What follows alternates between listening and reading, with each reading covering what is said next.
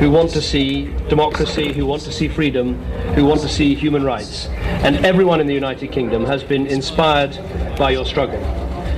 Today we can see in your country that there are changes taking place, reforms taking place, that I know you welcome and that we welcome.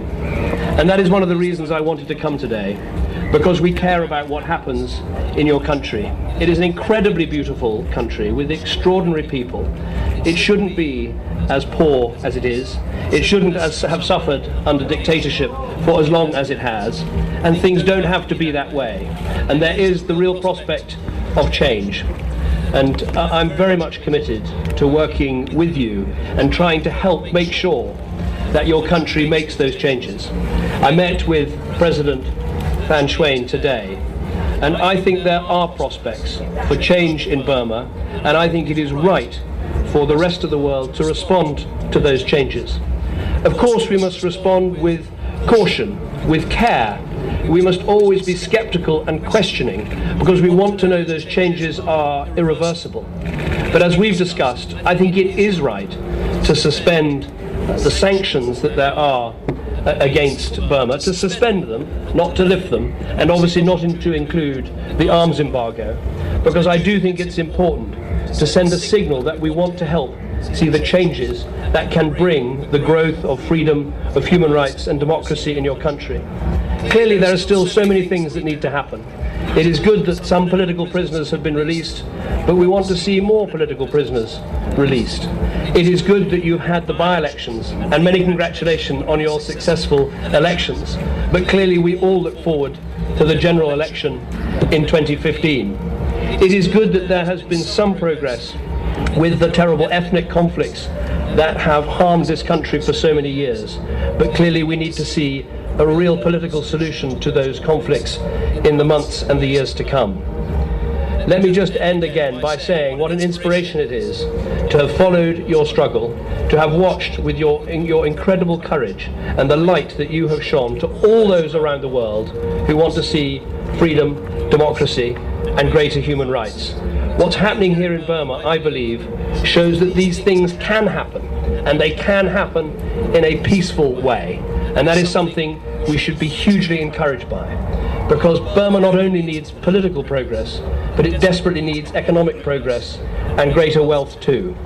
It is a tragedy that 1 in 3 children in this country are malnourished and that there is so much poverty. And I'm committed that Britain should do what it can to help not only with political progress, but also development and economic progress too.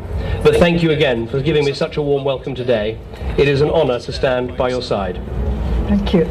It's a great pleasure to have Prime Minister Cameron here at this time, because I think this is the right time, absolutely the right time for him to come.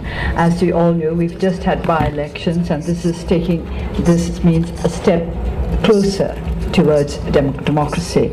We still have a long way to go, but we believe that we can get there.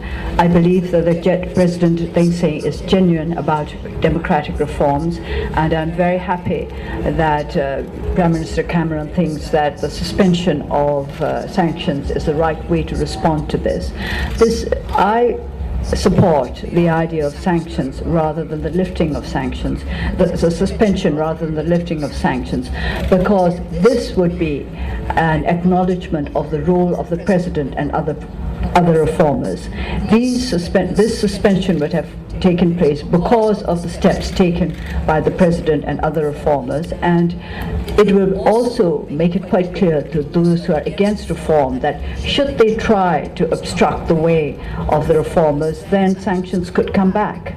So this would strengthen the hand of the reformers, not just the suspension, but the fact that there is always a possibility of sanctions coming back again if the reformers are not allowed to proceed smoothly.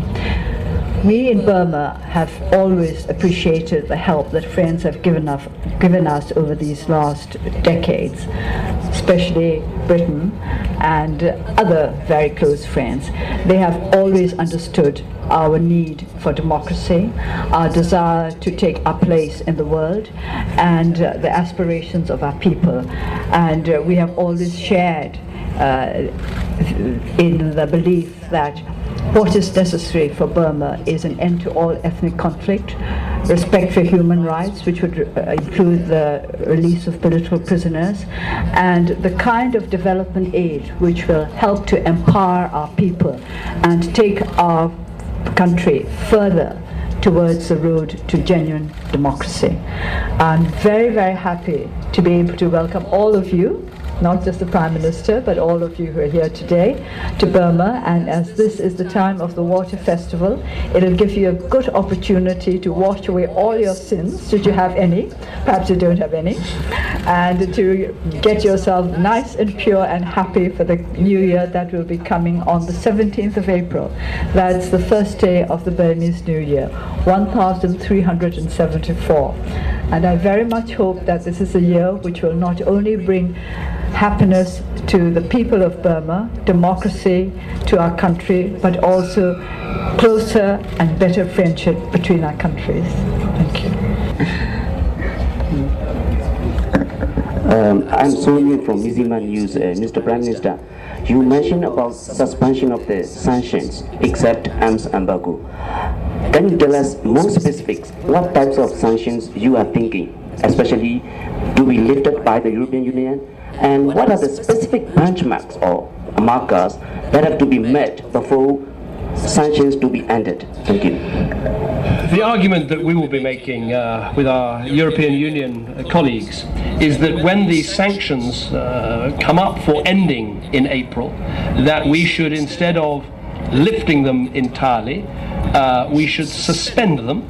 So make sure they're still capable of being put back in place, but they should be suspended. And this sanction suspension should cover everything apart from the arms embargo. I think this will give the greatest level of certainty and clarity.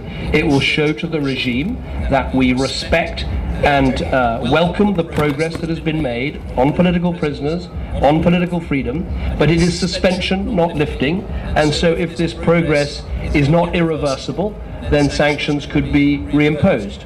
But this sanction, let me be clear, this covers everything apart from the arms embargo and any other specific measures that Britain itself would have put in place in terms of discouragement. So I think this is a very clear message, but let me be absolutely clear. We know there is still much, much more that needs to be done. As the President himself has acknowledged, there are more changes that need to be made.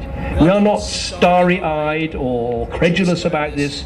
We know what a long road needs to be travelled between now and 2015. But the right thing to do for the world is to encourage this change and to believe in the possibility of peaceful progress towards democracy. Just in terms of a time frame, you are thinking around the 23rd April? This should happen in April if everything goes to plan.